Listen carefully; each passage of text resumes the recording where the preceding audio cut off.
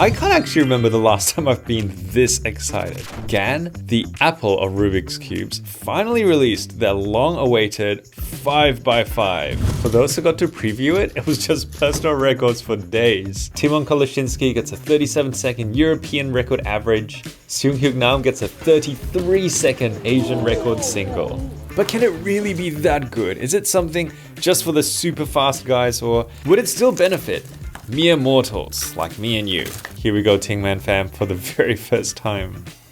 Oh, that is a big box. So this guy comes with not too much, screwdriver, actually a really nice pouch, and instructions on how to solve the 5x5. And look, we're used to seeing a lot more come with our GAN cubes, whether it's extra springs or tons of extra magnets and a tensioning tool, but that's not the case with the GAN 5x5, and yet we're gonna be paying $60 or $70 if it's the UV coated version. And why is that? Well, 3, 2, 1. Because it looks amazing. Yeah, wow, that is a light cube. I like the colors, bright, high contrast, and I have to give it a turn, right? Oh, wow. Okay, that's amazing. Magnets galore.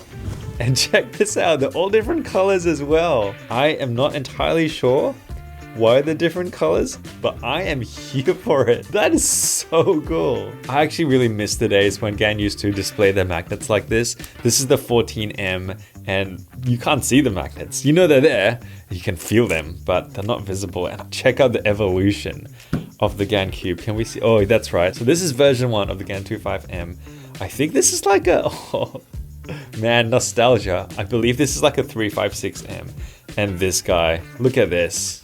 Oh, look at that. Bringing back the glory days when we used to be able to see magnets. So this is the GAN 251, 2 because it's a 2x2, and 51 because it's 51 millimeters. 356, a 3x3, that's 56 millimeters. This was the GAN 460, so a 4x4 that's 60 millimeters wide. Finally, the brand new, literally not even out yet when this video is published, the GAN 562. So 62 millimeters, i.e. only slightly bigger than the 4x4. Yes, look at that. Such a slight difference. Now, some of you are laughing that I'm even brought out the 4x4 because for most cubers, this guy's defunct. It was sort of like dead on arrival. I got paid out so much for making this cube my main. There are much better 4x4s on the market right now, and I am very, very keen for GAN to replace this cube. A whole bunch of new versions of the 2x2 and obviously a billion versions of the 3x3, but this is their very, very first 5, and they have sunk a lot of technology into this. So I mean, there's all the magnets like we saw before, but this is one of the first 5x5s to have at the very center a ball core with magnets that attract to the corners, which just adds an extra stability as you make moves. I say one of the first because the X-Men Hong 5x5 actually narrowly beat this guy to it. We'll do a quick comparison with that later on, but first let's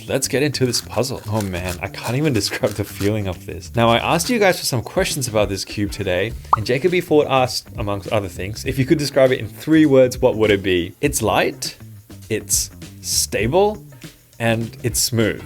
If you'll allow me a 4th word, I maybe might add papery, like slightly on the papery side, but not annoyingly so. I don't know, smooth paper.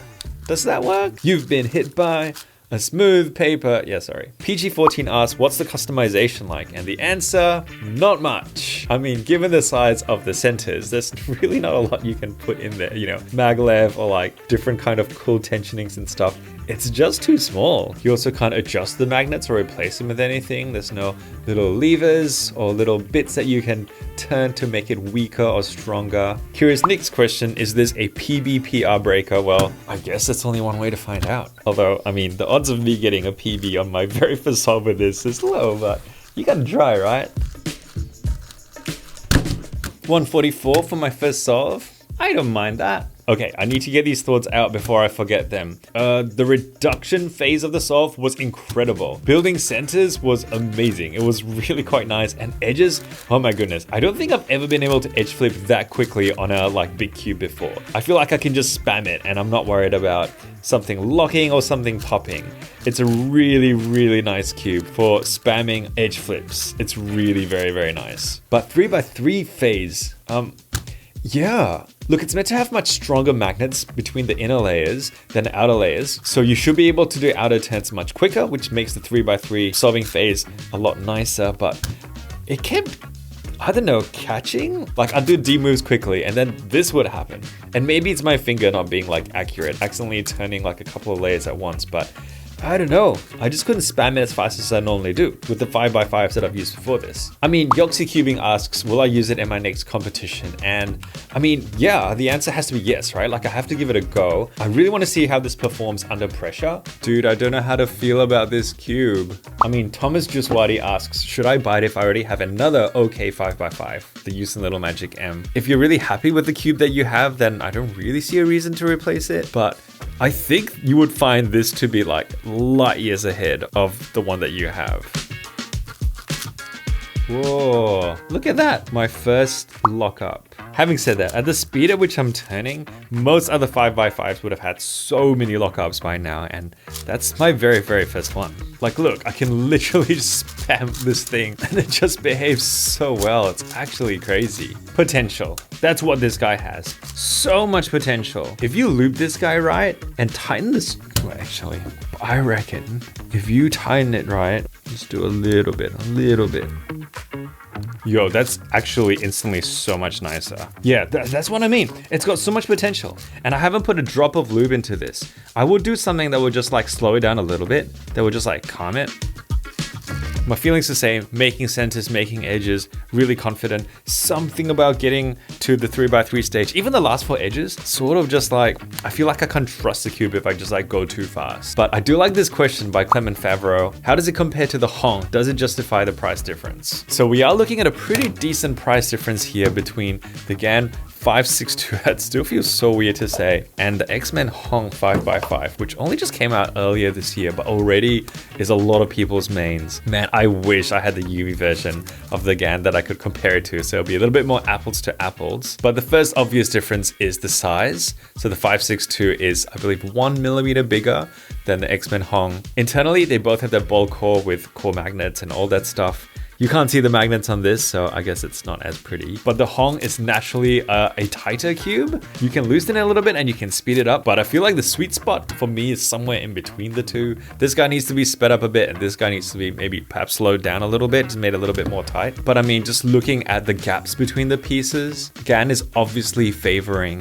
a setup that's gonna be a little bit more friendly when it comes to corner cutting. And I think that's why I feel so confident when I'm building centers in particular, that I can just go nuts. Those larger gaps just allow the pieces to move past each other that bit more easily than for the Hong. You know, there's still corner cutting that, I don't know, a little bit more with the 562. But the Cuba Forex ROP asks, is it better than the MGC?